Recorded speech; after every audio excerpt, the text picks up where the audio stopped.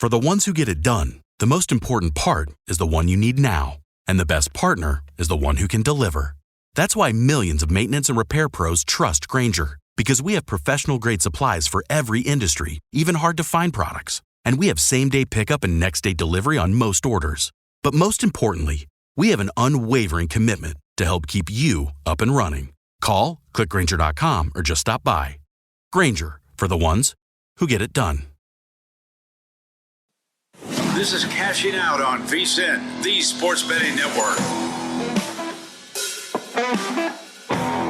Scott Seidenberg here with you. It's Cashing Out on VSiN, the Sports Betting Network. Coming to you live from the Circus Sportsbook here in downtown Las Vegas on a night where the Indiana Pacers take a 3-1 series lead over the New York Knicks in the NBA's Eastern Conference Finals with a win and cover at home, 130-121. The game goes flying over the posted total of 219. Money came in on the under, pushing this down from 222 to 219. And after an extremely high-scoring first quarter, this game flew over the total. Indiana started red hot from the field, sinking all their three-pointers essentially in that first quarter. 43 points scored in the first quarter as the Pacers and the Knicks were pretty good in their own right.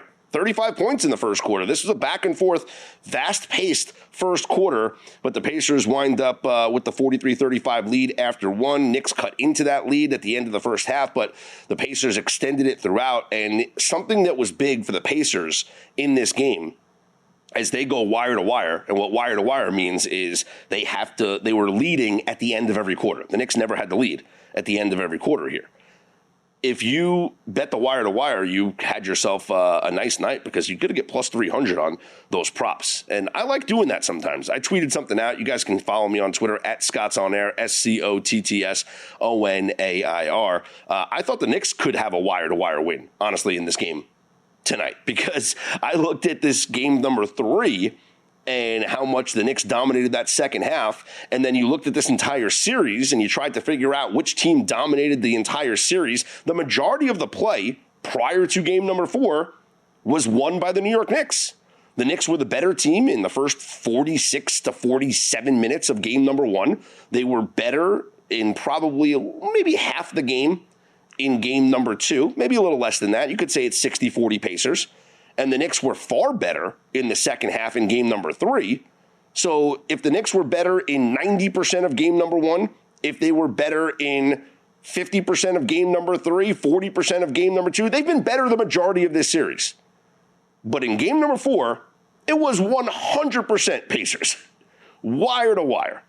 They led by as many as 15. They win by 9. They cover the 3.5-point spread, a line that got bet up from 2.5 to 3.5. And as I mentioned, the game goes flying over the total. And the big difference in this game from what we saw in game number 3 was the performance of Tyrese Haliburton. Tyrese Haliburton with his second triple-double of these playoffs, 32 points, 15 assists, and 12 rebounds, 5 three-pointers made. And by the way, is there an uglier shot in the NBA that just goes in? I mean, from a really an aesthetic point of view, like if you just watch the guy shoot, it doesn't look good. It's an ugly release, but the shot goes in. It reminds me of like kids I used to play with in growing up, and I'd be like, oh, that guy's a chucker. But yet the ball would go in. Tyrese Haliburton just makes shots. Doesn't look pretty, but it doesn't have to, as long as he makes them. And here in game number 4, he made them. As I mentioned, 32 points on 11 of 23 shooting, 5 of 12 from three-point range to go along with 12 rebounds and 15 assists. As he was the difference maker in this game, the Pacers roll to a 130-121 win over the Knicks. And now you look ahead in this series to game number 5 at Madison Square Garden. The Knicks are a 4.5-point favorite. And that number does not make sense to me. In fact, Circa has actually moved it to 5. And I think that's the lowest it's going to go. I can see this getting to 5.5. Because if we just sit back here and we look at what we've seen throughout the course of this NBA playoffs, first off, we know the zigzag is extremely profitable in these NBA playoffs. If all you did in these NBA playoffs was bet the team that is coming off of a loss to then cover the next game, you are 44, 25, and 1. If all you did was bet the team that lost to bounce back and cover, you are 44, 25, and 1. That's 63.8% against the spread.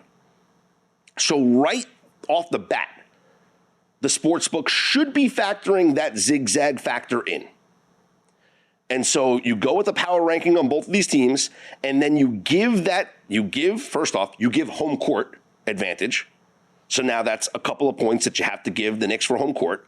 Then you have to give the zigzag factor.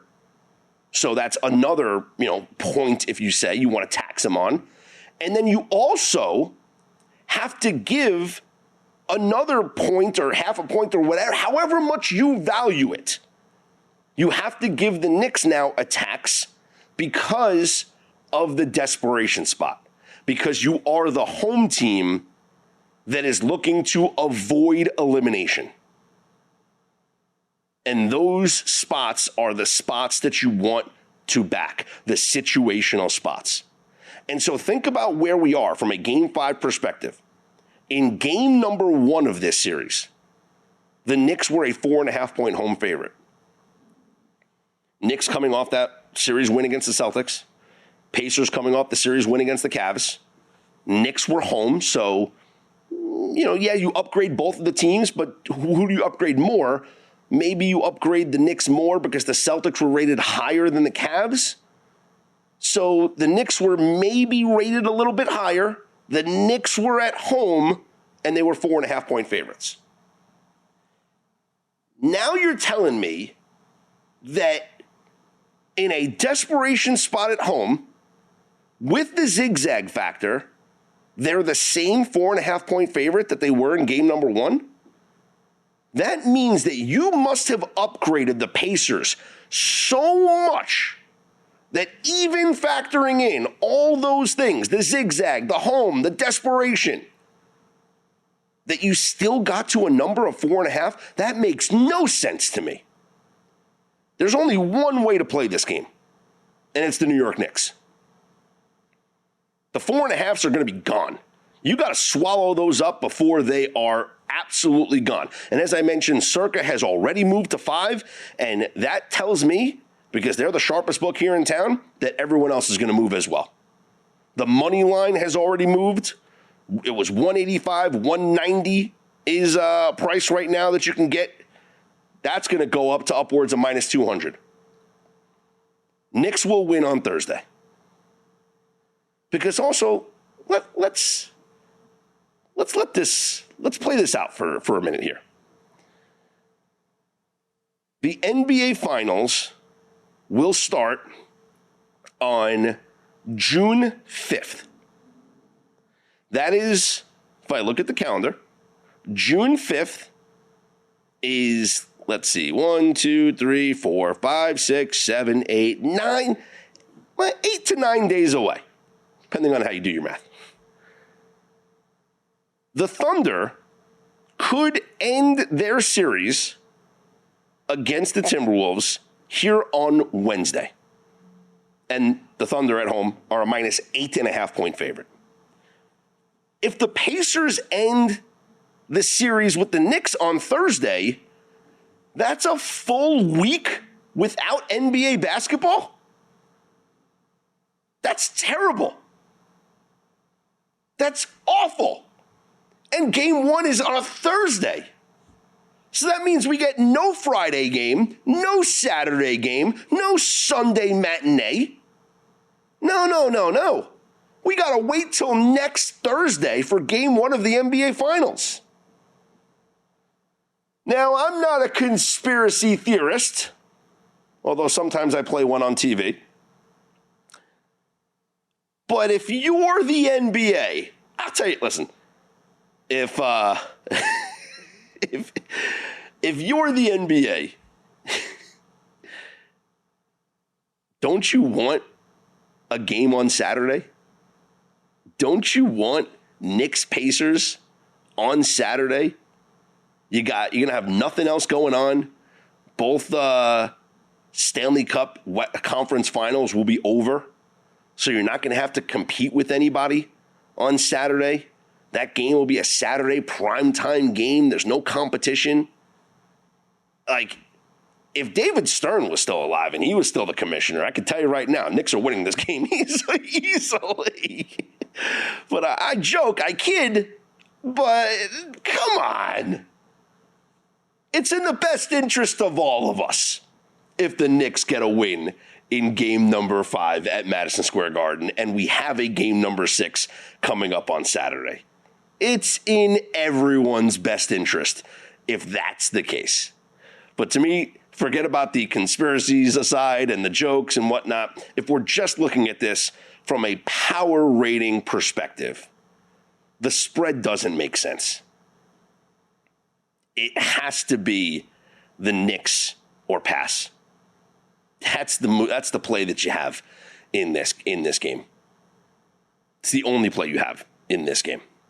I'm Scott Seidenberg. You hit me up on Twitter at ScottsOnAir, ScottsOnair. Coming up a little later on in this hour, we're going to be joined by Sean Higgs, host of the Midday Money on BLeav. We'll get his take on both the NBA playoffs and Wednesday's slate of Major League Baseball games. Plus, Scott Spreitzer will join us on the program, professional bettor, Doc Sports at Scott Wins, frequent guest here on the program. We'll get his picks coming up for both the NBA playoffs and Wednesday's Major League Baseball action as well. We'll take a look at the Stanley Cup playoffs because I wanted to dive further into the series that we have seen between the Stars and the Oilers, because the score tells us one thing, but the advanced numbers might tell us a different story and might point us into the right direction for a bet coming up in game number 5.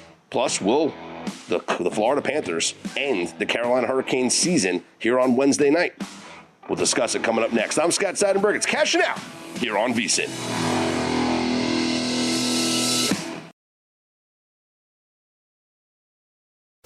If you work in quality control at a candy factory, you know strict safety regulations come with the job. It's why you partner with Grainger. Grainger helps you find the high-quality and compliant products your business needs to inspect, detect, and help correct issues. And the sweetest part is, everyone gets a product that's as safe to eat as it is delicious. Call 1-800-GRAINGER, click Grainger.com, or just stop by. Grainger, for the ones who get it done.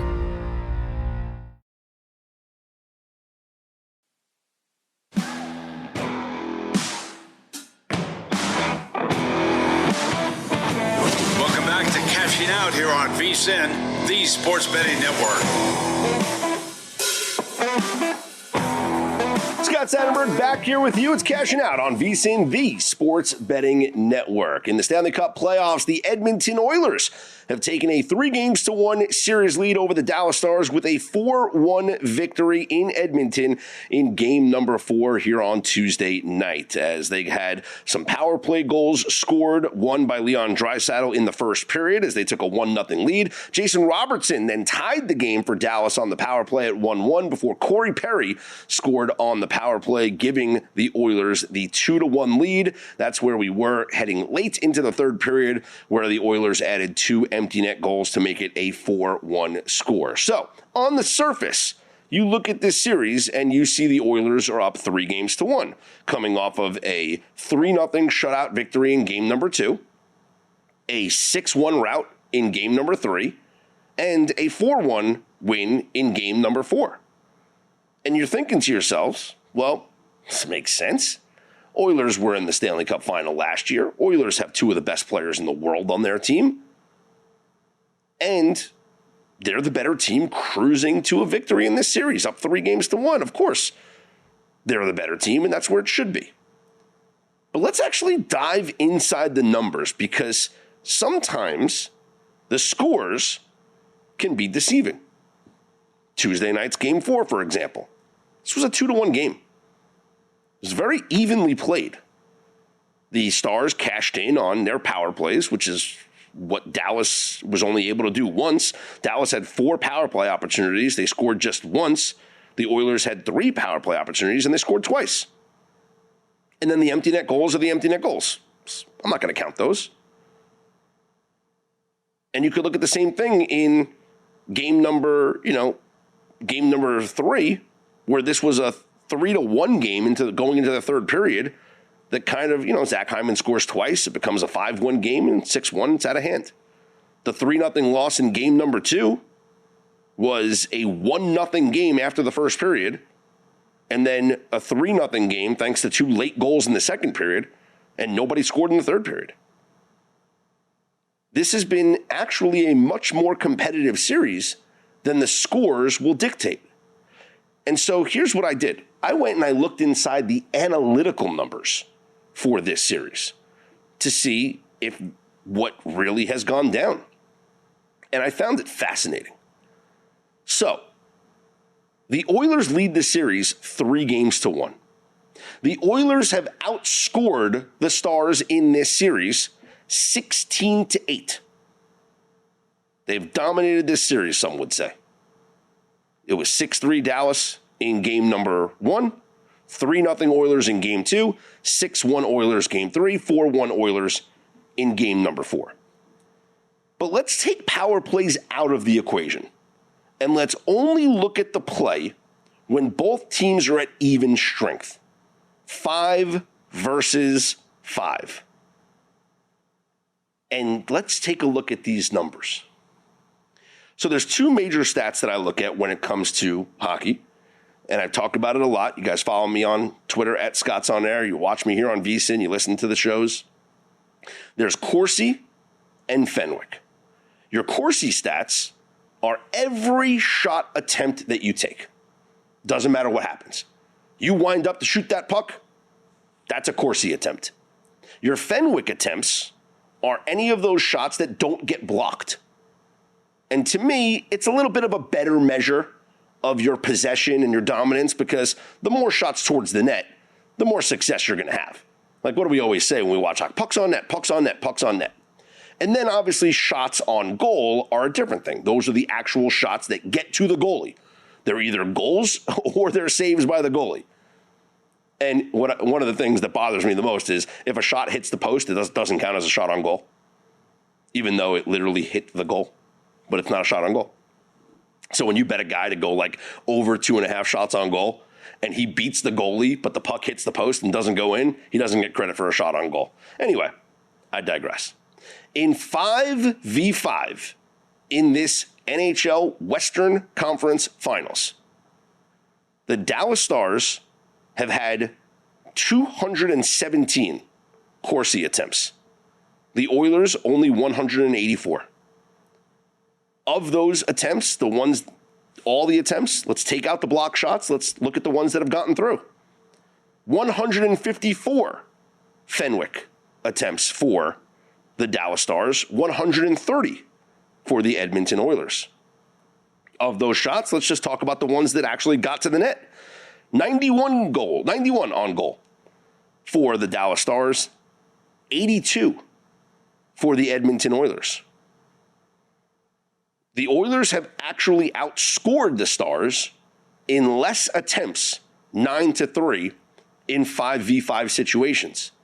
But the expected numbers, how many goals are you expected to score based on your shot attempts, your scoring chances, your high danger scoring chances? In 5v5, the Dallas Stars in this series, despite trailing 3-1, have an expected goal number of 10.65. The Oilers, an expected goal number of 8.69. Dallas, in even strength, 5 versus 5, has been expected to score 2 more goals than the Edmonton Oilers. And what's wild is, look at how many goals the Oilers have actually scored. They've scored 9 goals. They've been expected to score 8.7. So they're right there, exactly what's been expected of them. But the Stars, on the other hand, you could say that they are underperforming because while they are expected to have scored 10.65 goals, they've only scored 3. Is that the Stars underperforming, or is it the goaltender, Stuart Skinner, for the Edmonton Oilers, overperforming? And I tend to believe that it's the latter, that it's Skinner overperforming. And so when I look at these numbers, and yeah, we can throw the power plays in, and now we look at all situations, and it's a much more even tale because the Oilers have been that good on the power play.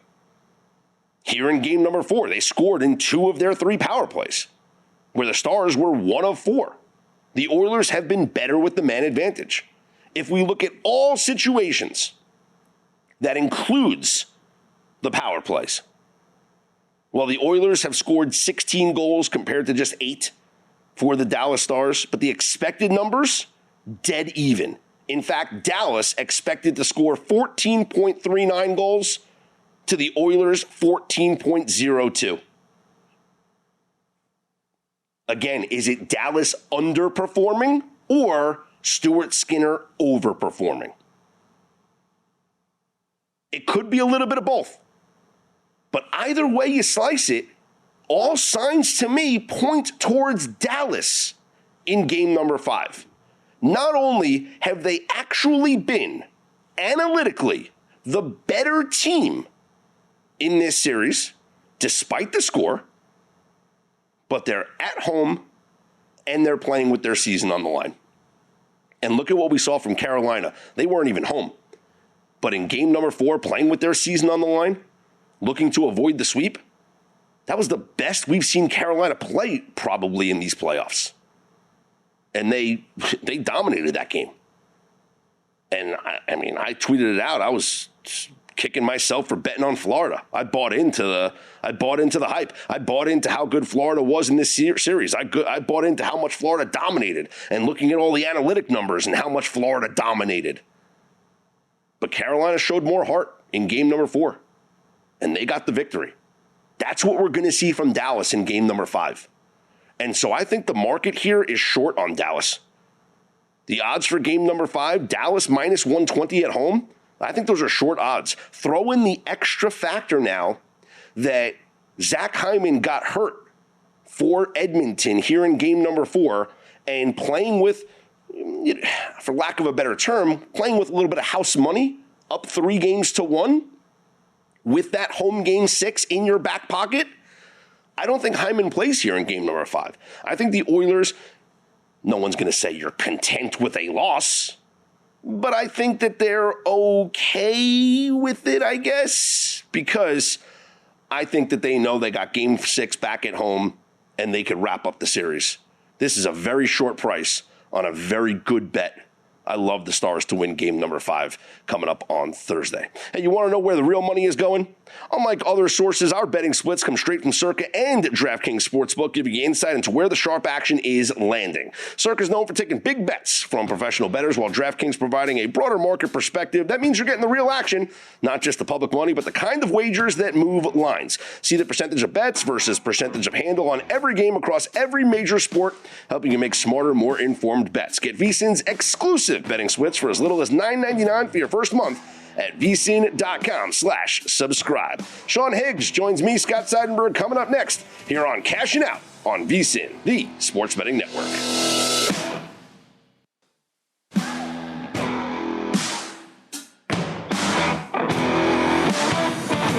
Welcome back to Cashing Out here on VSiN, the Sports Betting Network.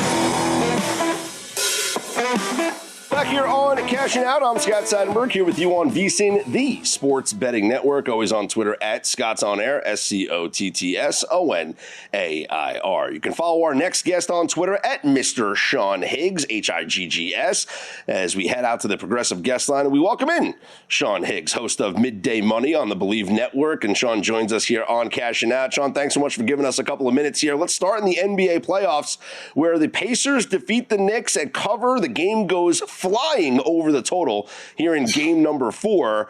What can we take from this game number 4, in your opinion, that gives us a good edge going to game number 5 at Madison Square Garden coming up on Thursday?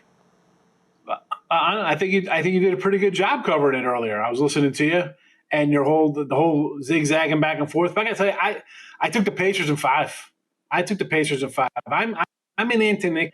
I don't like their bench. I think the coach relies on the same rotation of guys, and I think the Pacers, along with even Minnesota, the team, I think it's overlooked because they're, like you said, they're not the big name Knicks. Everybody wants Knicks, Thunder. Minnesota and these Pacers last year in the conference finals, coach won a championship. I think people kind of disrespect them a little bit. I think they wrap it up in New York. I think it ends on Thursday. I don't think we're getting a game on Saturday. I'm going to be on the Pacers. Already on them. Nice little plus money if you want to take the Pacers to win here coming up on Thursday. You can get as high as plus 155, maybe even higher once this spread moves. So if you like the Pacers, I'd actually Scott, like with this team, I was going to say real fast. We saw now Halliburton, nice triple-double. Before that, we saw Siakam have a great game. The game before that, a big win was Nesmith. Like, it's always somebody else. It's not like the Brunson show, right? It's someone else is always just having some kind of monster. That's what makes them dangerous because you don't know who's going to show up this game and put up that game today or, the stat line and carry the team. That's why I think they're the better team are going to, advance here and probably again, money line them up. Let's go. We'll go money line. I like the 5, but we'll go money line as well with you. They're certainly the deeper team. We can guarantee that. They're certainly the deeper team and the more athletic team because that's how the Pacers win is they run. They run at you. And if you look at where the Knicks' strength is, I think in game number 3, they were able to come back in that second half because they forced the Pacers to play a half-court game. And the Pacers, when they're not able to get out in transition, then it's the game slows down and they're susceptible. But when they're playing at their pace, like they did in the first quarter here of game number 4, I mean, they're one of the more entertaining teams in basketball, much like the Thunder. They have the ability to blow out somebody, and especially when they sink their transition threes, that's why we saw them score over 40 points in the first quarter here. I was going to say, man, a nice 40-point first quarter. That is Indiana basketball. That's what we saw a lot of last year, right? A lot of overs with them, up and down the court. They got guys who could shoot. And I know, listen, that's the league now, right? Everybody's shooting threes. It costs the Celtics, right? They're going to shoot 90 threes and hit 15 of them. If you have a game like that, Pacers, doesn't make a difference what team you are. You're going to probably not win too many playoff games. But right now, I think they're just in a little groove here. Yeah, I would just say back. They held on. Hey, if you're going to bet the Pacers, just wait till post because, as I talked about earlier, the line never made sense at Knicks minus 4.5. We've already seen Circa move to minus 5. Other books will follow suit, and they're going to go to minus 5. So the money line right now on the Pacers is plus 155 or so. You're going to be able to get higher, maybe plus. And I'm actually seeing there's a couple of 160s. You can wait and probably bet this thing at close to plus 180 when we get to post on Thursday. So that would be my recommendation, is to wait on the Pacers because the market's going to move in favor of the Knicks. And I agree. And let's be honest, we've seen it's a money league, right? Are we going to be shocked to see series extend? Everything. They're all 3-1 all these series, hockey, NBA. Will I be shocked if the Knicks pull out a close win there? No, it's not going to surprise me. But again, I'm still on my Pacers. I thought Cleveland would get past them, but man, Pacers look really good. Looks like it's their time. Well, let's get Scott Foster on the phone, the extender. That's the thing, right? Talking to Sean Higgs here on the Progressive Guest Line. I'm Scott Seidenberg. This is Cashing Out here on VSiN. Let's shift gears. Let's get into Major League Baseball. Let's take a look at some games here coming up on Wednesday's schedule, Sean, to see if where we're going to attack this market. We have a day game between the Mets and the White Sox. The Mets are starting to roll right now, and something that I talked about last week was if you look at the futures market with some of these teams, and I specifically looked at the National League East, and I felt that based on the schedule, you can get great numbers on both the Mets and the Phillies. The Phillies were going to play the Rockies and then the A's after sweeping the Pirates, and you could have gotten them prior to that run at plus 170 or plus 180 to win the division, while the Mets had a difficult schedule against the Dodgers, the Yankees, the Red Sox, right? Well, now the Mets have the easy schedule. They took 2 of 3 from the Dodgers. They've won the first 2 games here against the White Sox. They're about to face the Rockies. Is this a buy time right now on the New York Mets? Do you expect them to continue to roll here? Well, honestly, I'm hoping they don't. I mean, I kind of like them a Canning tomorrow, but I have an under on them because I figured Canning, Manaea, and these kind of pitchers, not really an elite group. I thought the Braves bats would be better. I thought Philly would be, Philadelphia. But I listen, you're going to take a shot at a team here in the NL East. Why would you take the Mets? Forget about the schedule-wise. Canning, the pitchers are performing. The problem is their bats haven't really been hitting that much. I mean, they're 30 and 18 to the under. It's the pitching been carrying. They're not even hitting the ball yet, and yet they're a half game out of first here. What are they, a game out? Yeah. So would you say it was? I usually don't jump into midseason buying on teams to win divisions. I'm more start of the year stuff and more win total over unders there. But I don't know. I'm not a buyer to Mets. I would rather jump on the Braves. I would rather jump on the Braves. Well, they're getting healthy. But what do you think about this game in particular here with Griffin Canning going for the Mets and Shane Smith, who's been really good this year for the White Sox in an early day game there in Queens? Well, I'm going to come back. I had the under today in this game, and it did not get there. I'm going to come back on the under again. Like I said, the Mets on a whole haven't really been hitting all that much on the season. They're, like I said, 30-something to the 12, 13 games to the under. Canning's been good. I mean, and it's the White Sox. Let's be honest, they're hitting 218 on the road. Scott, you're running back that team. You think we're going to see a lot of offense? Offensive night? I don't think so. Plus, the day, you get the day game. I'm going to get a quirky lineup with some guys sitting out. Let's just get out of here.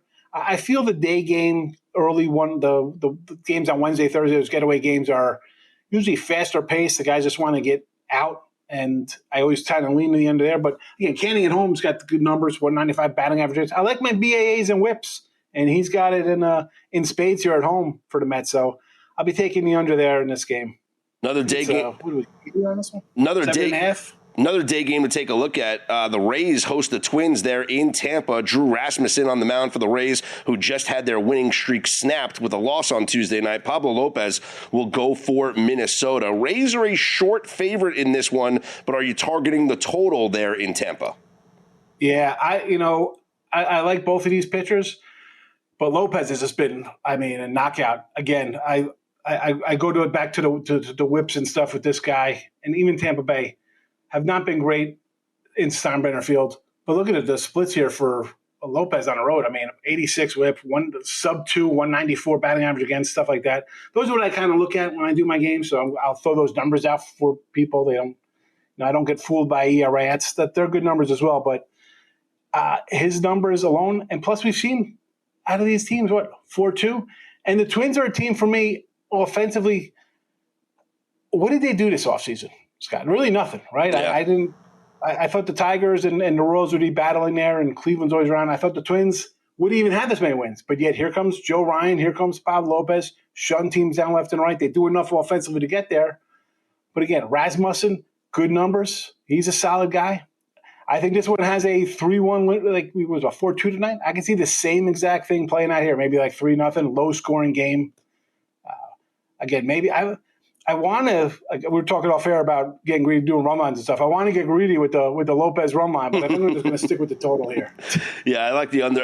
Day games at the Trop used to be such an incredible under to bet because it was something about just maybe like the daylight coming in through that bubble of a roof or whatever it was. Like there was just such a strong trend of day games going under at the Trop. But this is going to be hot, maybe a little muggy, a little humid, thunderstorms possibly. So I can see these guys just wanting to get out of Dodge here in Tampa coming up on Wednesday afternoon. Sean, appreciate the time and the insight. Good luck with your bets and continued success with the pod.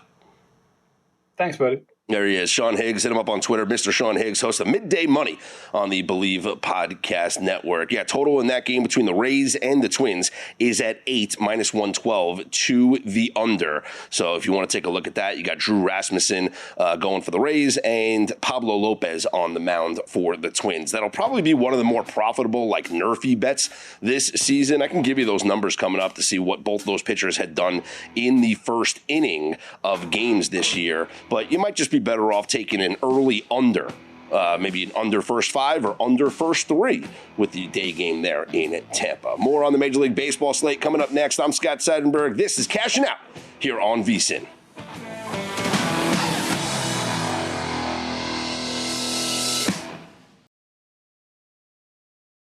If your job at a healthcare facility includes disinfecting against viruses, you know prevention is the best medicine. And maintaining healthy spaces starts with a healthy cleaning routine. Grainger's world-class supply chain helps ensure you have the quality products you need when you need them. From disinfectants and cleaning supplies to personal protective equipment, so you can help deliver a clean bill of health. Call 1-800-GRAINGER, click Grainger.com, or just stop by. Grainger, for the ones who get it done.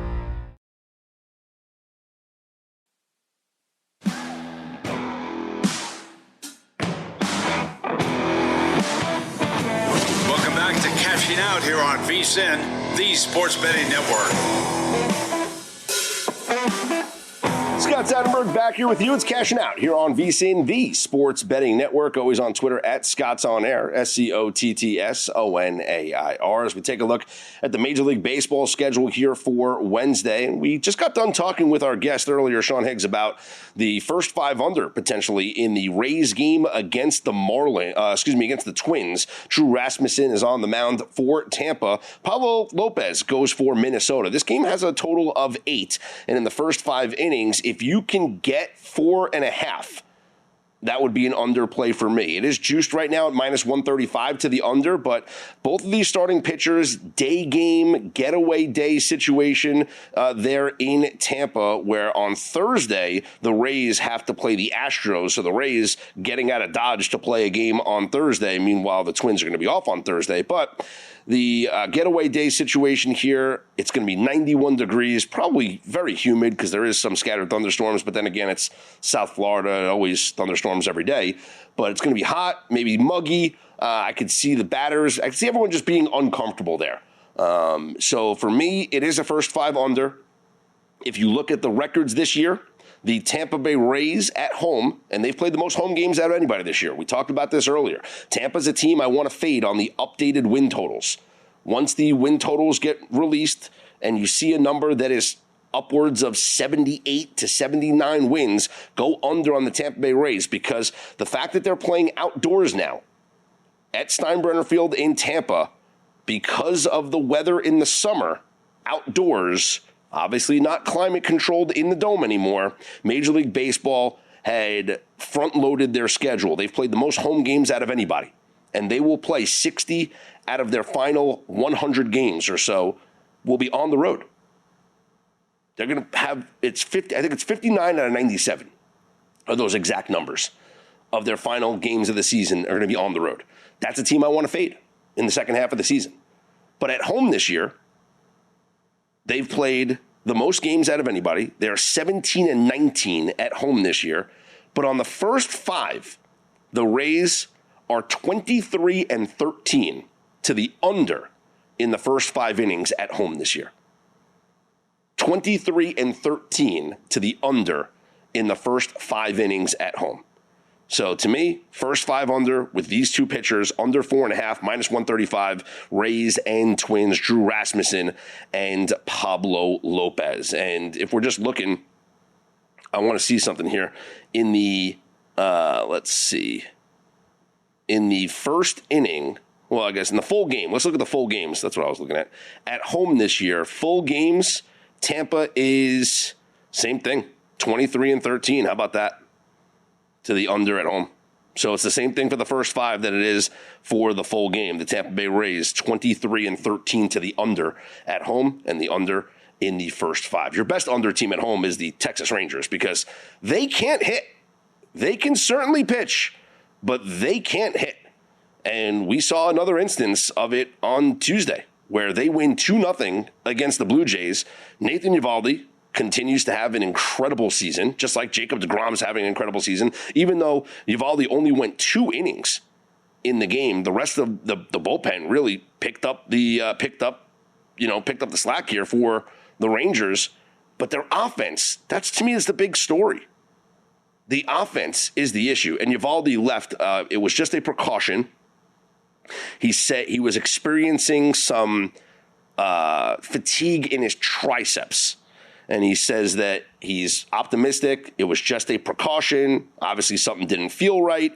He's been dealing with a little bit of tightness. And with these pitchers, you want to be extra cautious with them, especially a guy who has been so incredible for you this season. So Eovaldi goes only 2 innings, comes out of the game just as a precaution. And then the rest of the bullpen just continues to pitch well because the Rangers just absolutely are the best under team at home this year. They're 18-11 at home. And of their 29 games at home, they are 23-6 to the under. If you just blindly bet, which you shouldn't blindly bet anything, but if you were just blindly betting the Texas Rangers unders at home this year, it's a cash cow. They can pitch, they can't hit. Surprised they scored 2 runs in this game. Those 2 runs, by the way, came in the bottom of the 8th inning. They scored 2 runs in the bottom of the 8th inning. This team continues to not be able to hit at home. So they're the best under team at home in Major League Baseball, as the Rays are a pretty good under team at home. Those Texas Rangers will be home once again here on Wednesday against the Blue Jays. It's Tyler Mahle on the mound for the Rangers and Eric Lauer going for the Blue Jays. Taking a look at the total for this one, as I mentioned, 23-6 to the under at home. We have a total of 8. And it's actually, I think it's going to be Paxton Schultz might be the starting pitcher for the Blue Jays. So not sure if they're going to go with an opener or what their situation is, but I'm seeing a total of 8 for this game between the Blue Jays and the Rangers. And there's only one way to look. It's the under. It's always the way to look when it comes to Texas Rangers games at home. Elsewhere on the schedule, it's Paul Skeens Day for the Pittsburgh Pirates, who had a ridiculous come-from-behind victory against the Arizona Diamondbacks, where they score, 7 runs in the top of the 8th inning? Condolences if you had the Arizona Diamondbacks, whether it was on the run line or just on the heavy money line price. They score 5 runs in the bottom of the 4th inning. They're up 6-0 in this game. Pirates chip away with 2 runs in the 6th inning, and then the floodgates open in the 8th inning, highlighted by a Brian Reynolds 3-run home run, breaking a 6-6 tie and making it 9-6. So the Pirates get a ridiculous come-from-behind victory, and this is a team that just does not score this year in Major League Baseball. If we look at the runs per game, they're one of the worst teams in baseball right now offensively.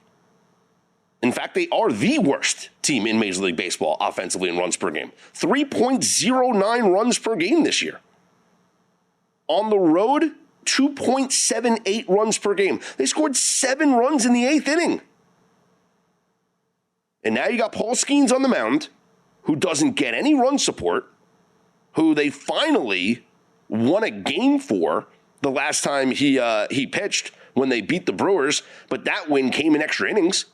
Prior to that win in 10 innings for the Pirates over the Brewers, they had lost 4 straight games that Paul Skeens pitched. And in those games, Skeens went 8 innings. He had the complete game, an 8-inning complete game, only allowing 1 run with 9 strikeouts. He went 6 innings of 1-run ball in a loss to the Mets, 6 innings of 2-run ball in a loss to the Cardinals, and 5 innings, he allowed 3 runs to the Cubs, and they lost that game. But Skeens has been great this year. But he's got no run support. Well, the Pirates, can they take some of the runs that they scored here on Tuesday night and give it to Paul Skeens for the Wednesday day game? You got Paul Skeens on the mound for the Pirates, Zach Gallen on the mound for the Diamondbacks. Arizona is a -130 favorite, and this could be a situation as we check the first 5 line, because sometimes you get these games where you have one team that's favored for the game, but the other team favored for the first 5 innings. But in this case, no, Diamondbacks are favored in the first 5 innings. So you might be able to get an even money proposition on the Pirates in the first inning. Or if you want to lay some juice and take the half a run, it's not going to be that bad. It might only be, I'm looking minus 145. You could get a minus 140 on plus a half a run in the first 5 innings. And this way, if Skeens goes out there and throws 5 shutout innings against the Diamondbacks, you don't got to worry about the Pirates scoring or not. Because that 0-0 score is going to get you a win on the plus a half a run. And it's very rare that you get those opportunities with Paul Skeens. Because the majority of the time, Skeens is going to be a favorite in the first 5 innings. This is a rare case where Skeens is a dog in the first 5 innings. And Zach Gallen this year has reverse splits, meaning he is worse at home than he is on the road. Gallen not having a great year. Zach Gallen was once a guy that I was betting to win the National League Cy Young Award a couple of years ago. He is not that guy anymore. Or at least this season he's not. At home, Zach Gallen is 1-4 with a 6.03 ERA. The opponents are batting .272 against him at home as opposed to 172 on the road. So he's been worse at home this year. Getting Skeens at any type of plus money price here in the first 5 innings, or just laying the juice and taking the plus a half a run, I like that because I do think the Pirates can score on Gallen. But even if they don't, as long as Skeens does his job, you take that plus a half a run, you're going to be able to cash a first 5 inning bet at not a lot of juice. If you're ready to take your betting to the next level, you can do so with First Bet, whether it's Santa Anita, Gulfstream Park, or Saratoga. First Bet puts the action at your fingertips. Sign up now at firstbet.com. That's the number 1, stbet.com. Use promo code VSIN200 to score a 20% rebate on all your wagers for the first 60 days up to $200. Don't miss out. Bet smarter today at firstbet.com. I'm Scott Seidenberg. This is Cashing Out here on VSIN.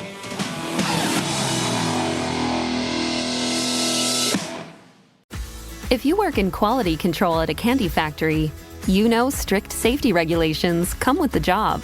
It's why you partner with Grainger. Grainger helps you find the high quality and compliant products your business needs to inspect, detect, and help correct issues. And the sweetest part is, everyone gets a product that's as safe to eat as it is delicious. Call 1-800-GRAINGER, click Grainger.com, or just stop by. Grainger, for the ones who get it done.